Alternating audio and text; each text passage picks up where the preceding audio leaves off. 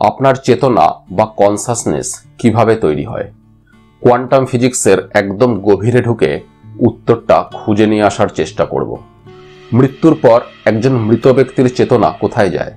Surgery করার আগে পেশেন্টকে অ্যানাস্থেটিক দিয়ে অজ্ঞান করা হয়।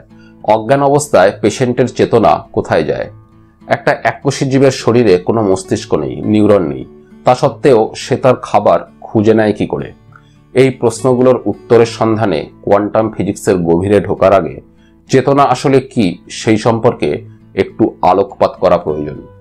আচ্ছা বলুন তো, আপনাকে যদি বলা হয় যে আপনি এই ভিডিওটা দেখার জন্য যে ক্লিক করবেন এটা অনেক আগে থেকেই নির্ধারিত ছিল, আপনি কি কথাটা অ্যাকসেপ্ট করতে পারবেন? ঠিক যেমন একটা বলকে হিট করলে বলটা কত দূরে গিয়ে মাটিতে পড়বে সেটা আগে থেকেই নির্ধারিত হয়ে যায়, আগে থেকেই অঙ্ক কষে বলে দেওয়া সম্ভব হয়। একটা ইলেকট্রনকে একটা প্রোটনের থেকে নির্দিষ্ট দূরত্বে রেখে ছেড়ে দিলে প্রাকৃতিক নিয়ম অনুযায়ী এটা আগে থেকেই নির্ধারিত হয়ে যায় যে তারা পরস্পরকে আকর্ষণ করবে।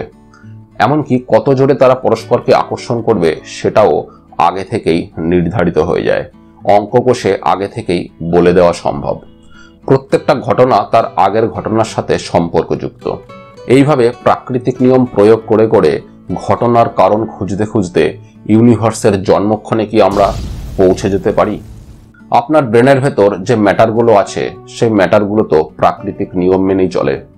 আপনার ব্রেনের ভেতর পজিটিভ চার্জের কাছাকাছি যদি একটা নেগেটিভ চার্জ চলে আসে সেখানে কিন্তু তারা পরস্পরকে আকর্ষণই করবে, বিকর্ষণ কিন্তু করবে না। ব্রেনের ভেতর সমস্ত ম্যাটার ফিজিক্সের নিয়ম মেনে চলে, কিছু ম্যাথামেটিক্যাল প্যাটার্ন মেনে চলে। ক্লাসিক্যাল ফিজিক্সের নিয়ম মেনে কোনো সিস্টেম যখন চলে তখন সেই সিস্টেম থেকে যে আউটপুটগুলো পাওয়া যায় সেই আউটপুটগুলো ইনপুটের উপর নির্ভরশীল। তাহলে কি আপনি দৈনন্দিন জীবনে যে ডিসিশনগুলো নেন সেগুলো কি আগে থেকেই নির্ধারিত আছে, নাকি ডিসিশনগুলো সম্পূর্ণ আপনার স্বাধীন আউটপুট? সমস্ত প্রয়োজনীয় তথ্য যদি একটা সুপার কম্পিউটারে ইনপুট করা সম্ভব হয় তাহলে আপনি ভবিষ্যতে কি কি করবেন, কি কি সিদ্ধান্ত নেবেন সেগুলো আগে থেকেই বলে দেওয়া কি সম্ভব? যদি সম্ভব হয় তাহলে ফ্রি উইলের এক্সিস্টেন্স কোথায়? তাহলে কি আপনার ইচ্ছাগুলো স্বাধীন নয়? সবকিছু অতীতের ঘটনা এবং ব্রেনে থাকা ম্যাটার পার্টিকেলের অবস্থা এবং ইউনিভার্সের বাকি উপাদানের সঙ্গে সম্পর্কযুক্ত। 2234 and 2301 এই সংখ্যা দুটির মধ্যে যে কোনো একটা সংখ্যাকে যদি আপনাকে চুজ করতে বলা হয়, আপনি কোন সংখ্যাটা চুজ করবেন সেটাও কি আপনার ইচ্ছার উপর নির্ভর করছে না, আগে থেকেই নির্ধারিত? তাহলে মানুষ আর রোবটের ভেতর পার্থক্য কোথায়? মানুষ আর রোবট বা কম্পিউটারের ভেতর বেসিক পার্থক্য হলো কম্পিউটার শুধু কম্পিউট করতে পারে, মানে শুধু হিসেব করতে পারে, ম্যাথামেটিক্যাল প্যাটার্নে কাজ করে, অ্যালগরিদমে কাজ করে, কিন্তু কম্পিউটারের কোনো আন্ডারস্ট্যান্ডিং পাওয়ার নেই। কিন্তু মানুষের ব্রেনের আন্ডারস্ট্যান্ডিং পাওয়ার আছে। এই আন্ডারস্ট্যান্ডিং পাওয়ারের গভীরেই তো রয়েছে চেতনা। মানুষের চেতনা আছে, তার আমিত্ব আছে। আমার শরীরের কোষ অর্থাৎ সেলগুলো জন্মাচ্ছে, কিছুদিন বেঁচে থাকছে, তারপর সেলগুলোর মৃত্যু হচ্ছে, মানে আমার শরীরটা জন্ম মৃত্যুর প্রসেসের ভেতর দিয়ে চলছে। কিন্তু আমি তো জন্মানোর পর থেকে আজও বেঁচে আছি। এই আমি বোধটাই তো আমার চেতনা, আমার কনসাসনেস। মানুষের চেতনা আছে বলেই তো সে ব্যথা অনুভব করতে পারে, সুখ দুঃখ ভালোবাসা এই আবেগগুলোকে উপলব্ধি করতে পারে। এই উপলব্ধিগুলোকে পরিমাপ করা যায় না, এগুলো নন ফিজিক্যাল। এই নন ফিজিক্যাল উপলব্ধিগুলো তৈরি হয় আমাদের ফিজিক্যাল বডির বিভিন্ন কম্পোনেন্টের ইন্টারাকশনের ফলে। আমাদের চেতনা অর্থাৎ কনসাসনেস নন ফিজিক্যাল, এর ভর নেই, আয়তন নেই। নন ফিজিক্যাল কনসাসনেস তৈরি হয় ফিজিক্যাল বডির বিভিন্ন কম্পোনেন্টের ইন্টারাকশনের ফলে। কিন্তু কিভাবে আমাদের ফিজিক্যাল বডি নন ফিজিক্যাল কনসাসনেস তৈরি করে, এটা একটা বড় রহস্য। আর আমাদের ফিজিক্যাল বডি যদি চেতনা তৈরি করতে পারে, ম্যাটার যদি চেতনা তৈরি করতে পারে, তাহলে সেই চেতনা তো ডিটারমিনিস্টিক হওয়া উচিত। মানে আমাদের ফ্রি উইল থাকার কথা নয়, মানে আমাদের ইচ্ছেগুলো স্বাধীন হওয়ার কথা নয়। কিন্তু সত্যি কি তাই? অতীতে যখন বিজ্ঞান উন্নত ছিল না সেই সময় কিছু দার্শনিক মনে করতেন ফিজিক্যাল শরীর এবং নন ফিজিক্যাল কনসাসনেস অর্থাৎ চেতনা সম্পূর্ণ ভিন্ন সত্তা। তারা মনে করতেন ফিজিক্যাল শরীর চেতনা তৈরি করতে পারে না। ফিজিক্যাল শরীরের সাথে শরীরের বাইরে থেকে আসা সম্পূর্ণ আলাদা একটা সত্তা চেতনার ইন্টারাকশনের ফলে মানুষের শরীরে প্রাণের সঞ্চার হয়। অতীতে যখনই মানুষের মাথায় এই ভাবনা এসেছিল যে ফিজিক্যাল শরীর এবং নন ফিজিক্যাল চেতনা সম্পূর্ণ আলাদা সত্তা, ফিজিক্যাল বডি চেতনা তৈরি করতে পারে না, তখনই মানুষের মাথায় অটোমেটিক প্রশ্ন এসেছিল যে ফিজিক্যাল শরীরের মৃত্যু হলে সেই নন ফিজিক্যাল চেতনা কোথায় যায়। এই প্রশ্নের উত্তরটা খুঁজতে গিয়ে মানুষের এই ভাবনা অনেক দূর এগিয়ে গিয়েছিল, নতুন ভাবনার জগৎ তৈরি হয়েছিল। এই নন ফিজিক্যাল চেতনার নাম দেওয়া হয়েছিল আত্মা। তারা ভাবতে শুরু করলো যে আত্মা এবং শরীর যদি সম্পূর্ণ ভিন্ন সত্তা হয়ে থাকে, তাহলে ফিজিক্যাল শরীরের মৃত্যু হলে সেই নন ফিজিক্যাল আত্মা নিশ্চয়ই ফিজিক্যাল শরীর থেকে আলাদা হয়ে যায়। তারা আরো ভাবতে থাকলো এই আলাদা হয়ে যাওয়া আত্মা নিশ্চয়ই অন্য একটা শরীরের সাথে ইন্টারাকশন করে সেই নতুন শরীরে প্রাণের সঞ্চার করে। এই ভাবনা থেকে অটোমেটিক পুনর্জন্মের অর্থাৎ জন্মান্তরের ভাবনা এসেছিল। এই ভাবনা থেকে মৃত্যুর পর এই আত্মার কর্মফল অনুযায়ী স্বর্গে যাওয়া, নরকে যাওয়ার ধারণা এসেছিল এবং এই ভাবনাগুলো ধর্মগ্রন্থেও স্থান পেয়েছিল। কিন্তু এই প্রকৃতি কিছু প্রাকৃতিক নিয়ম মেনে চলে।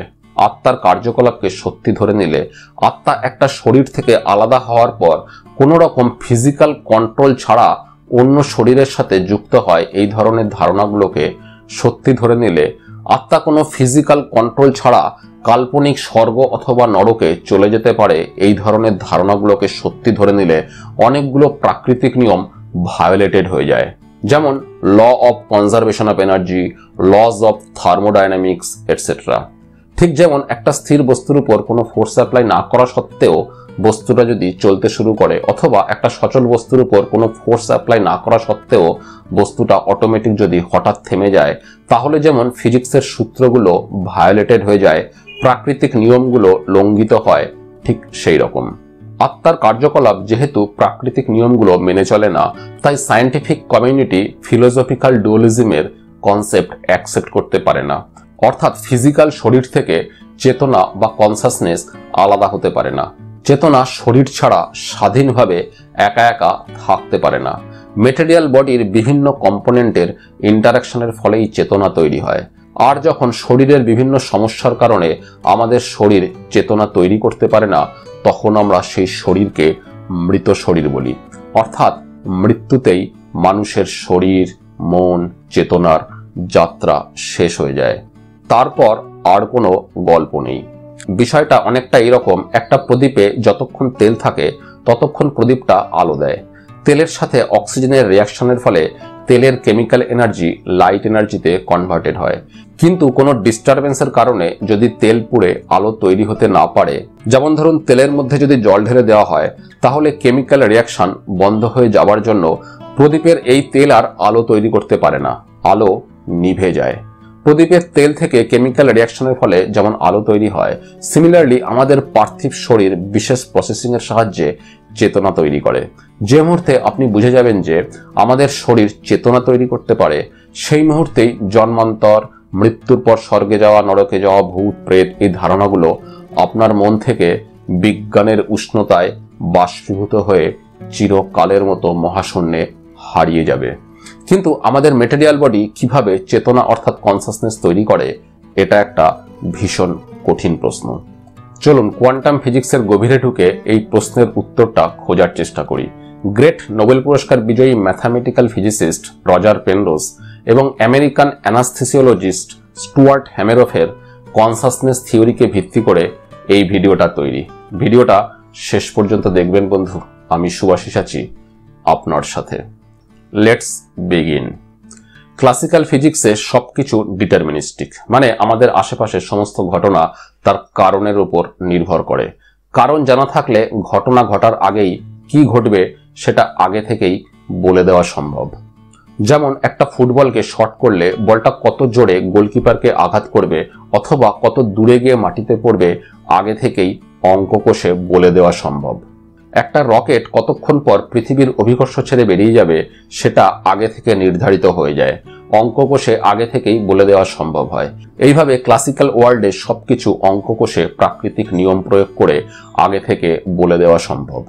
কিন্তু শপিং মলে গিয়ে পোশাক পছন্দ করার সময় আপনার যখন কয়েকটা পোশাক একসাথে পছন্দ হয়, তখন তার থেকে যে কোনো একটা পোশাক সিলেক্ট করে পারচেস করাটা আপনার পক্ষে ভীষণ কঠিন হয়ে পড়ে।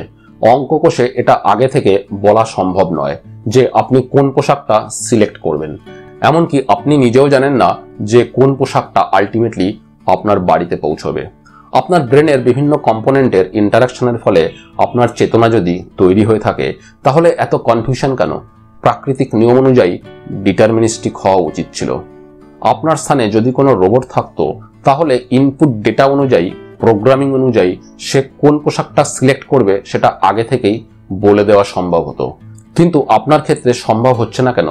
তাহলে কি চেতনা ডিটারমিনিস্টিক নয়?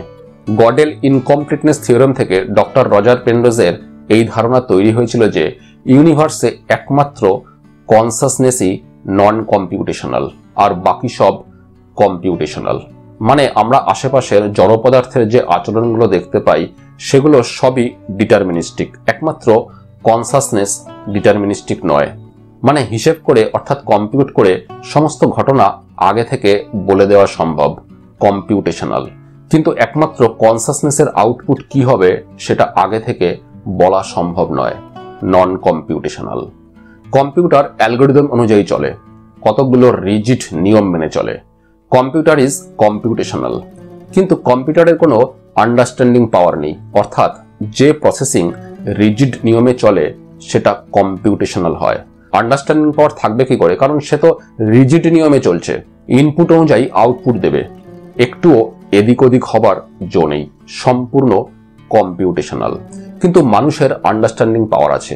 তাহলে কি আন্ডারস্ট্যান্ডিং পাওয়ারটা ব্রেনের ভেতর তৈরি হয় কোনো নন কম্পিউটেশনাল প্রসেসের মাধ্যমে? মানে এমন কোনো প্রসেসিং এর মাধ্যমে যেটার আউটপুট কোনো বিশেষ হিসেব অনুযায়ী হবে না, কোনো অ্যালগরিদম অনুযায়ী হবে না। কিন্তু প্রকৃতি কিছু প্রাকৃতিক নিয়ম মেনে চলে, আর প্রাকৃতিক নিয়মগুলো কম্পিউটেশনাল হয়।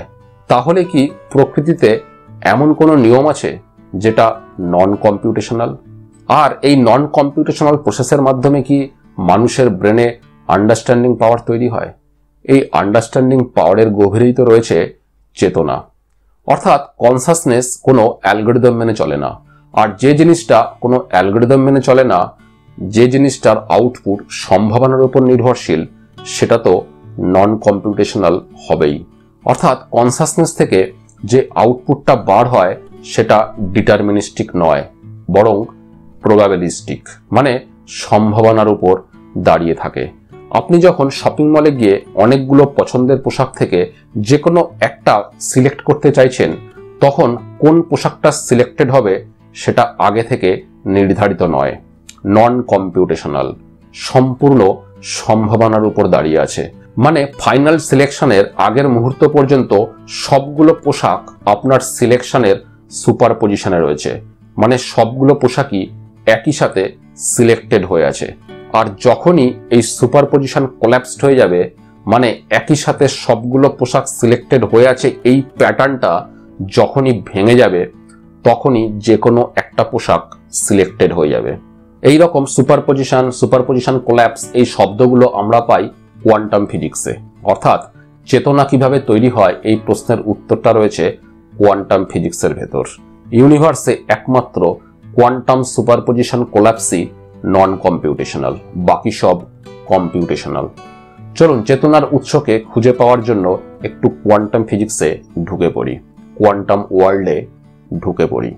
ক্লাসিক্যাল ফিজিক্সে সবকিছুই ডিটারমিনিস্টিক, কিন্তু আপনি যদি পদার্থের একদম গভীরে ঢুকে পড়েন, অ্যাটমের একদম গভীরে ঢুকে পড়েন, ইলেকট্রন, প্রোটন, নিউট্রন, কোয়ার্কের জগতে যদি ঢুকে পড়েন, তাহলে আপনি সম্পূর্ণ অন্য বাস্তব দেখতে পাবেন। সেখানে সবকিছুই আনসার্টেন, অনিশ্চিত, সম্ভাবনার উপর দাঁড়িয়ে। এই বাস্তবকে বলে কোয়ান্টাম ওয়ার্ল্ড, কোয়ান্টাম রিয়েলিটি। এই জগতে ক্লাসিক্যাল ফিজিক্সের নিয়মগুলো কার্যকরী হয় না। আপনার আশেপাশে পদার্থের আচরণ দেখে পদার্থের আচরণ সম্পর্কে আপনার যে ধারণাগুলো তৈরি হয়, এই ধারণাগুলো কোয়ান্টাম ওয়ার্ল্ডে প্রযোজ্য হয় না। তাই কোয়ান্টাম জগতের সমস্ত ঘটনা আপনার কাছে অবাস্তব মনে হবে, অলৌকিক মনে হবে। যেমন একটা কোয়ান্টাম পার্টিকেল, ধরুন ইলেকট্রন অ্যাটমের মধ্যে নিউক্লিয়াসকে কেন্দ্র করে ঘোরে, কিন্তু অ্যাটমের ভেতর ইলেকট্রনের কোনো নির্দিষ্ট স্থান নেই, কোনো একটা ইলেকট্রন একই সময়ে একাধিক স্থানে থাকতে পারে। কোয়ান্টাম ফিজিক্সে এই ধরনের ঘটনাকে বলে সুপারপজিশন। মানে কোয়ান্টাম পার্টিকেলটা তার যে স্থানে থাকার সম্ভাবনা আছে সব জায়গাতেই একই সময়ে অবস্থান করে, এবং যে দশায় থাকার সম্ভাবনা আছে, মানে ধরুন পার্টিকেলটা ক্লকওয়াইজ ডিরেকশন অথবা অ্যান্টি ক্লকওয়াইজ ডিরেকশনে ঘোরার সম্ভাবনা যদি থাকে, তাহলে দুটো ডিরেকশনে একই সময়ে ঘুরবে। মানে এখন ক্লকওয়াইজ ডিরেকশনে ঘুরছে, আবার এখনই অ্যান্টি ক্লকওয়াইজ ডিরেকশনে ঘুরছে। কিন্তু যখনই আপনি ইলেকট্রনটা এক্স্যাক্টলি কোথায় আছে এটা যন্ত্রের সাহায্যে দেখার চেষ্টা করবেন, মেজার করবেন, তখনই ইলেকট্রনটাকে কোনো একটা নির্দিষ্ট স্থানে এবং নির্দিষ্ট দশায় দেখতে পাবেন। অনেকগুলো স্টেট থেকে একটা নির্দিষ্ট স্টেটে কোয়ান্টাম পার্টিকেলের চলে আসার এই ঘটনাকে বলে সুপারপজিশন কোল্যাপস করে যাওয়া, বা ওয়েভ ফাংশন কোল্যাপস করে যাওয়া, অথবা reduction of quantum state. Superposition collapse করে কি আউটপুট পাওয়া যাবে সেটা কিন্তু আগে থেকে নির্ধারিত নয়। আউটপুট সম্পূর্ণ র্যান্ডম, এলোমেলো হয়। ইউনিভার্সে একমাত্র কোয়ান্টাম সুপারপজিশন কোল্যাপসই নন কম্পিউটেশনাল, বাকি সব কম্পিউটেশনাল। বাস্তব থেকে একটা উদাহরণ দিই।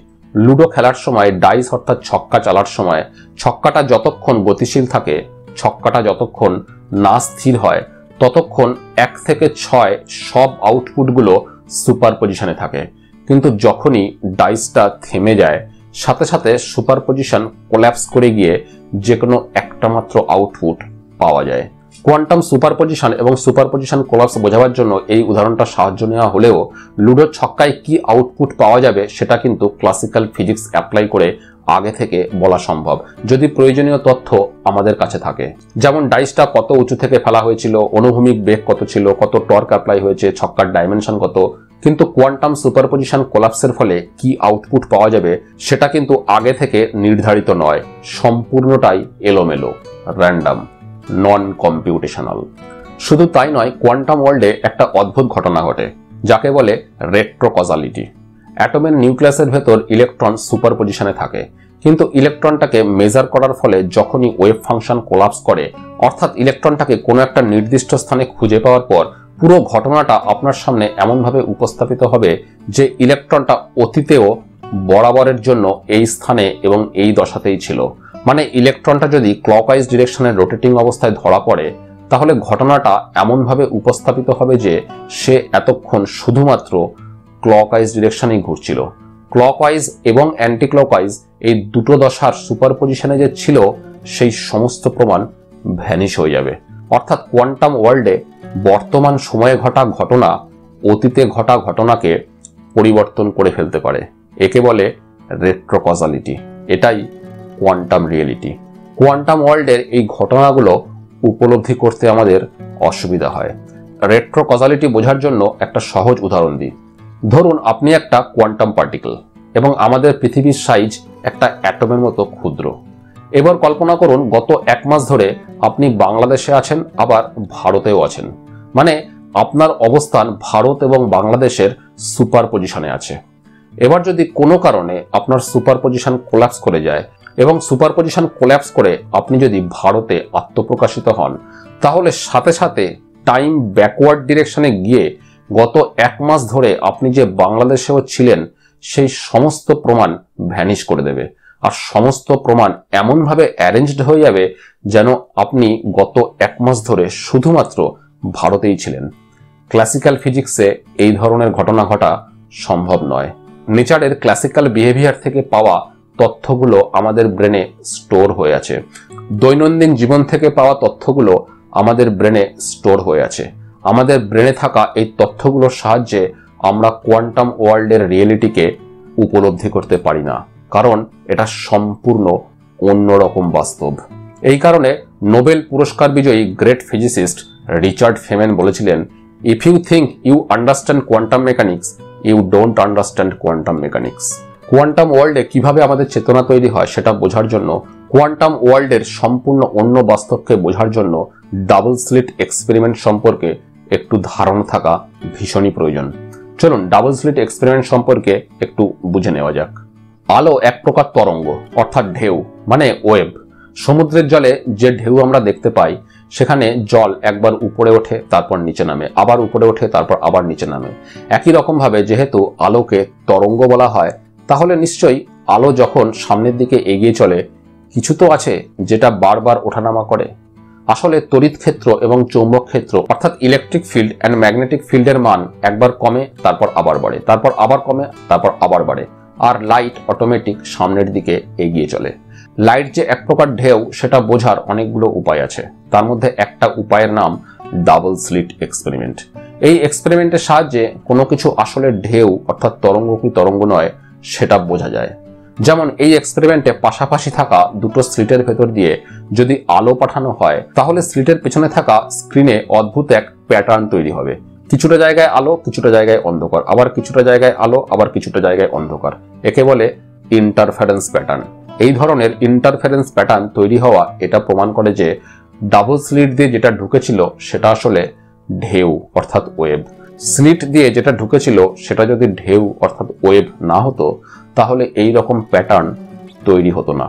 জলের ঢেউ নিয়েও আপনি এই এক্সপেরিমেন্টটা করতে পারেন।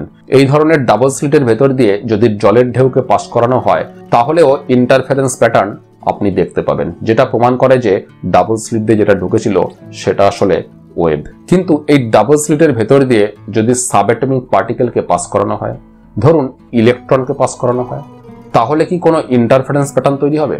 কেন তৈরি হবে? ইলেকট্রন তো পার্টিকেল, কিন্তু ইন্টারফারেন্স প্যাটার্ন তৈরি করে তো ওয়েভ। কিন্তু আশ্চর্যের বিষয়, ডাবল স্লিট দিয়ে ইলেকট্রন পাস করিয়ে দেখা গেল যে স্ক্রিনে ইন্টারফারেন্স প্যাটার্ন তৈরি হচ্ছে। অদ্ভুত ব্যাপার। পার্টিকেল আবার ঢেউয়ের মতো আচরণ করে নাকি? ব্যাপারটা আসলে কিভাবে ঘটছে সেটা বোঝার জন্য এখানে একটা ডিটেক্টর বসানো হলো, মানে একটা পর্যবেক্ষক, যেটা পর্যবেক্ষণ করবে ঘটনাটা কিভাবে ঘটছে।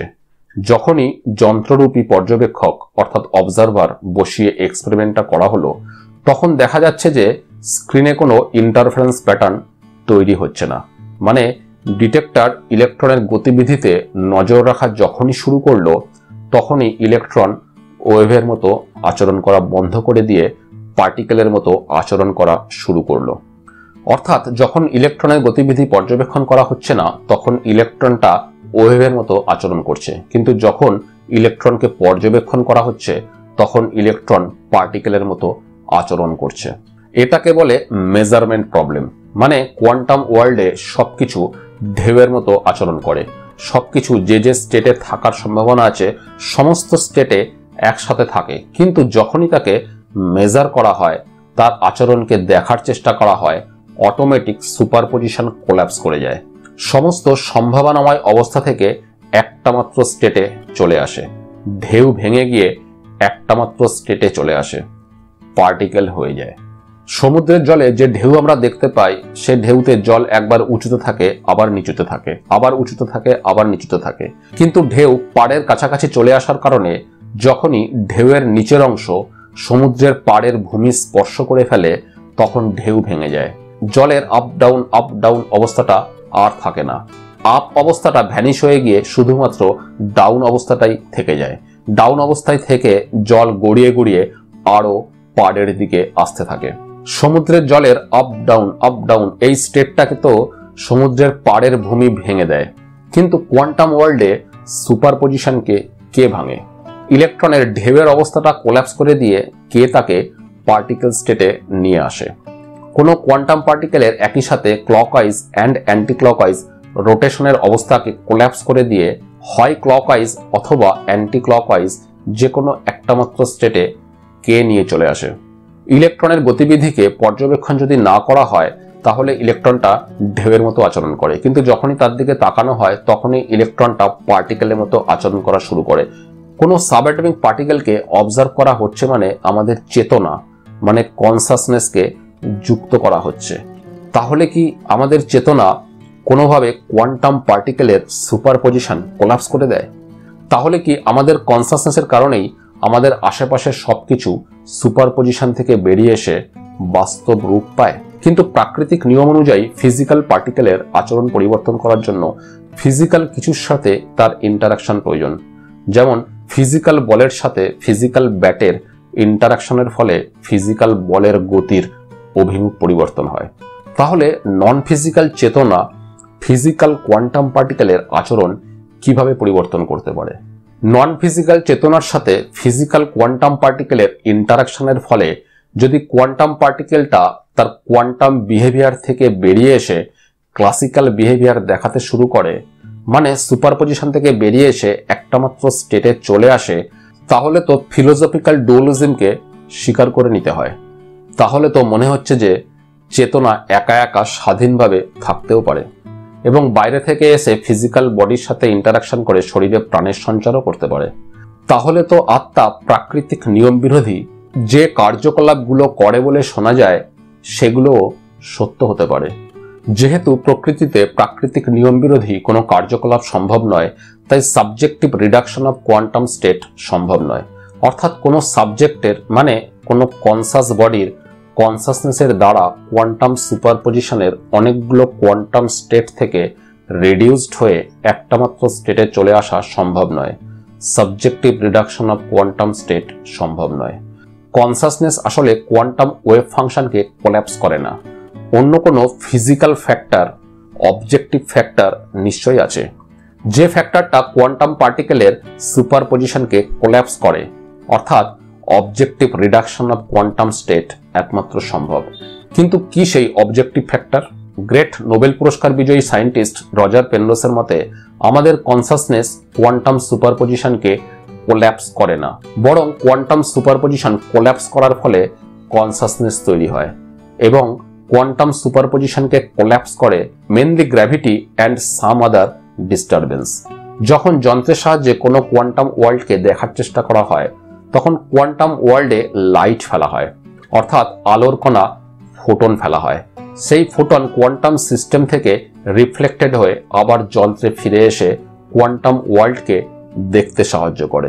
এই ফোটনের সাথে কোয়ান্টাম সিস্টেমের ইন্টারাকশনের ফলে কোয়ান্টাম সুপারপজিশন কোল্যাপস করে গিয়ে একটা মাত্র স্টেটে চলে আসে। তাছাড়া এনভায়রনমেন্টের সাথে কোয়ান্টাম সিস্টেমের ইন্টারাকশনের ফলে ওয়েভ ফাংশন কোল্যাপস করতে পারে। রজার পেনরোজের মতে কোনো এক্সটার্নাল ডিস্টারবেন্স ছাড়াও কোয়ান্টাম সুপারপজিশন সেলফ কোল্যাপস করতে পারে, মানে গ্র্যাভিটির কারণে নিজে থেকেই অটোমেটিক সুপারপজিশন কোল্যাপস করে যেতে পারে, অর্থাৎ objective reduction of quantum state. Roger Penrose মনে করেন আইনস্টাইনের general theory of relativity quantum ওয়ার্ল্ডে প্রয়োগ করা সম্ভব। আইনস্টাইনের জেনারেল থিওরি অফ রিলেটিভিটি অনুযায়ী আমাদের আশেপাশে যে ফাঁকা স্থান থাকে, স্পেস থাকে, সেটা আসলে অদৃশ্য টানটান করা রাবারের শিটের মতো কিছু একটা। যখন ফাঁকা স্থানে কোনো মাসকে রাখা হয়, তখন মাসের কারণে স্পেস বেঁকে যায়, আর স্পেসের এই কার্ভেচারের কারণে স্পেসে কাছাকাছি থাকা অন্য কোনো মাস আগের মাসের দিকে চলে আসতে চায়। একেই গ্র্যাভিটি বলে। গ্র্যাভিটি ভীষণ উইক ফোর্স, মানে অনেকটা মাস স্পেসকে বেশি বাকিয়ে দিতে পারে না, একটুখানি বাকিয়ে দেয়। আর কোয়ান্টাম পার্টিকেলগুলোর মাস যেহেতু খুবই কম, তাই সেগুলো স্পেসকে বাঁকাতে পারে না। তাই কোয়ান্টাম ওয়ার্ল্ডে জেনারেল থিওরি অফ রিলেটিভিটি কার্যকর হয় না। কিন্তু রজার পেনরোজ মনে করেন আইনস্টাইনের general theory of relativity quantum ওয়ার্ল্ডে প্রয়োগ করা সম্ভব। তার কনসাসনেস থিওরিতে তিনি ক্লেম করেছিলেন কোয়ান্টাম পার্টিকেলসগুলো স্পেসকে বাঁকিয়ে দিয়ে ছোট ছোট কার্ভেচার তৈরি করে, এবং একটা কোয়ান্টাম পার্টিকেল যখন সুপারপজিশনে থাকে তখন একটা পার্টিকেল একের বেশি ছোট ছোট কার্ভেচার স্পেসের ভেতর তৈরি করে, মানে ছোট ছোট কার্ভেচারগুলো সুপারপজিশনে থাকে এবং স্পেসের এই ছোট ছোট কার্ভেচারগুলো খুব অস্থায়ী, মানে আনস্টেবল হয় এবং স্পন্টেনিয়াসলি কোল্যাপস করে গিয়ে একটা মাত্র কার্ভেচারে পরিণত হয়ে যায়। কার্ভেচার খুব কম হলে অনেক বেশি সময় পার্টিকেলটা সুপারপজিশন স্টেটে থাকতে পারে, কিন্তু কার্ভেচার বড় হলে দ্রুত সুপারপজিশন সেলফ কোল্যাপস করে যায়। গ্র্যাভিটি একটা নির্দিষ্ট লিমিট ক্রস করার ফলে কোয়ান্টাম সুপারপজিশন অটোমেটিক কোল্যাপস করে যায়। এই কারণে আমাদের আশেপাশে থাকা বড় বস্তুগুলোর ক্ষেত্রে গ্র্যাভিটি বেশি হবার কারণে তারা কোয়ান্টাম সুপারপজিশনে থাকতে পারে না, ক্লাসিক্যাল বিহেভিয়ার প্রদর্শন করে। ব্রেনের ভেতরে বিশেষ অংশে থাকা কোয়ান্টাম পার্টিকেলগুলো সুপারপজিশনে থাকে এবং স্পন্টেনিয়াসলি সুপারপজিশন যখনই কোল্যাপস করে যায়, তখনই আপনা আপনি আমাদের চেতনা অর্থাৎ কনসাসনেসের একটা ডট তৈরি হয়। এই রকম অসংখ্য কনসাসনেস ডট জুড়ে জুড়ে একটা প্যাটার্নে সজ্জিত হয়ে আমাদের ওভারঅল কনসাসনেস তৈরি হয়। Quantum world and classical world যে যে পয়েন্টে মিট করে সেখানেই অবস্থান করে কনসাসনেস। গডেল ইনকমপ্লিটনেস থিওরাম থেকে ডক্টর রজার পেনরোজের এই ধারণা তৈরি হয়েছিল যে ইউনিভার্সে একমাত্র কনসাসনেসই নন কম্পিউটেশনাল, আর বাকি সব কম্পিউটেশনাল। মানে আমরা আশেপাশে জড় পদার্থের যে আচরণগুলো দেখতে পাই সেগুলো সবই ডিটারমিনিস্টিক, একমাত্র কনসাসনেস ডিটারমিনিস্টিক নয়। মানে প্রয়োজনীয় ডেটা থাকলে হিসেব করে অর্থাৎ কম্পিউট করে সমস্ত ঘটনা আগে থেকে বলে দেওয়া সম্ভব, কিন্তু একমাত্র কনসাসনেসের আউটপুট কি হবে সেটা আগে থেকে বলা সম্ভব নয়। অর্থাৎ কনসাসনেস নন কম্পিউটেশনাল, আর ইউনিভার্সে একমাত্র quantum superposition কোল্যাপসের output non computational. মানে কোনো কোয়ান্টাম পার্টিকেল যদি ক্লকওয়াইজ অ্যান্ড অ্যান্টি ক্লকওয়াইজ দুটো রোটেশনের সুপারপজিশনে যদি থাকে, তাহলে সুপারপজিশন কোল্যাপস করার পর পার্টিকেলটা ক্লকওয়াইজ ঘুরবে না অ্যান্টি ক্লকওয়াইজ ঘুরবে এটা আগে থেকে নির্ধারিত নয়। আউটপুটটা কমপ্লিটলি র্যান্ডাম। রজার পেনরোজ তার বিখ্যাত বই দ্য এম্পেররস নিউ মাইন্ডে তার এই কোয়ান্টাম ওয়েভ ফাংশন কোল্যাপসের মাধ্যমেই যে একমাত্র কনসাসনেস তৈরি হওয়া সম্ভব তার ব্যাখ্যা তুলে ধরেছিলেন। তিনি যেহেতু ব্রেনের ফিজিওলজি সম্পর্কে জানতেন না, তাই কোয়ান্টাম ওয়েভ ফাংশন কোল্যাপস ব্রেনের কোন অংশে ঘটা সম্ভব এই সম্পর্কে তার সঠিক ধারণা ছিল না। American anaesthesiologist doctor Stuart Hameroff doctor পেনরোজের লেখা বই এম্পেররস নিউ মাইন্ড পড়ার পর ডক্টর পেনরোজের সঙ্গে যোগাযোগ করলেন এবং ডক্টর পেনরোজকে জানালেন যে ব্রেনের নিউরনের ভেতরে এমন একটা স্ট্রাকচার আছে যেখানে কোয়ান্টাম প্রসেসিং হওয়া সম্ভব। নিউরনের ভেতরে থাকা এই স্ট্রাকচারটা সম্পর্কে ডিটেলসে জানার পর ডক্টর পেনরোজ স্যাটিসফাইড হলেন। স্টুয়ার্ট হ্যামেরফ অ্যান্ড রজার পেনরোজের কোলাবোরেশনে তৈরি হলো অর্কেস্ট্রেটেড অবজেক্টিভ রিডাকশন থিওরি। এই মডিফাইড থিওরিটা ডক্টর রজার পেনরোজ প্রকাশ করেছিলেন তার নেক্সট বইতে। বইটার নাম শ্যাডোজ অব দ্য মাইন্ড। ব্রেনের ভেতরে যে নার্ভ সেলগুলো থাকে মানে নিউরন থাকে, সেই নিউরনের ভেতর টিউবের মতো দেখতে একটা ম্যাজিক্যাল স্ট্রাকচার থাকে যার নাম মাইক্রোটিবিউলস। মাইক্রোটিবিউলস গঠিত হয় এক ধরনের প্রোটিন দিয়ে যার নাম টিউবিলিন প্রোটিন। টিউবিলিন প্রোটিন দু ধরনের, আলফা টিউবলিন অ্যান্ড বিটা টিউবলিন। এই আলফা টিউবলিন অ্যান্ড বিটা টিউবলিন সুপারপজিশনে থাকতে পারে।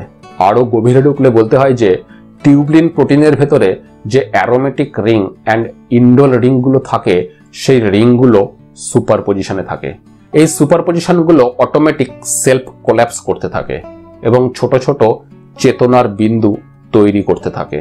এই চেতনার বিন্দুগুলো জুড়ে জুড়ে সুসজ্জিত হয়ে সম্পূর্ণ চেতনা তৈরি করে।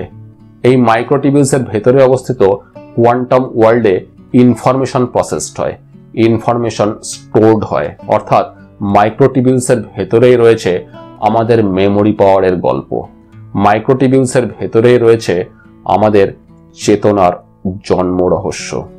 মাইক্রোটিবিউলস শুধু নার্ভ সেল নিউরনের ভেতরে থাকে তা কিন্তু নয়, প্রায় সমস্ত সেলের ভেতর এই ম্যাজিক্যাল স্ট্রাকচার মাইক্রোটিবিউলসের অস্তিত্ব রয়েছে।